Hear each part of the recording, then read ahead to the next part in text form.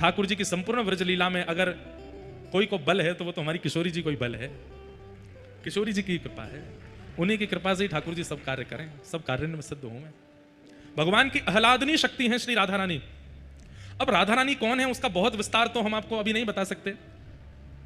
इस वर्ष 2025 की नासिक की कथा सुनिएगा, सुन लीजिएगा, YouTube पे है, उसमें हमने किशोरी जी का विस्तार बताया है। किशोरी जी कौन है और किशोरी जी कैसे आह्लादनीय शक्ति है, क्या है, सब आपको वो पूरी कथा सुनिएगा, बहुत अच्छी कथा है नासिक के।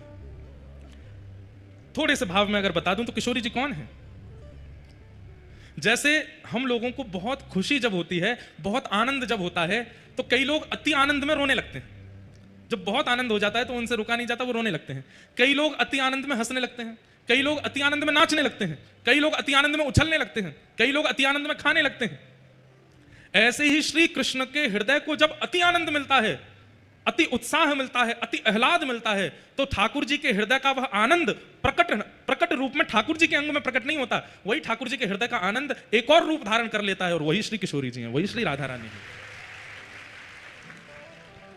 इसलिए किशोरी जी अलग नहीं है, ठाकुर जी का ही आनंद है किशोरी जी। और जब जब ठाकुर जी किशोरी जी को देखते हैं तो जैसे हम अपनी प्रिय वस्तु को देख के आनंदित हो जाते हैं, ऐसे ठाकुर जी भी हो जाते हैं। सब भूल भाल जाते हैं, कौन परमात्मा, कौन ब्रह्मा, कौन ईश्वर, कौन जगत पिता। मैं तो ब्रज को लाला हूं, मैं तो किशोरी जी को हूं। ऐसे ही ठाकुर जी की आह्लादनीय शक्ति श्री राधा रानी। ये तो बहुत सूक्ष्म सी परिभाषा है, विस्तार तो इसका बहुत है कि किशोरी जी कौन है। किशोरी जी को जानना, सुनना, समझना, उसके लिए बहुत धैर्य चाहिए, बहुत हृदय में प्रेम चाहिए। सामान्य रूप से कहीं उनका वर्णन नहीं किया जा सकता।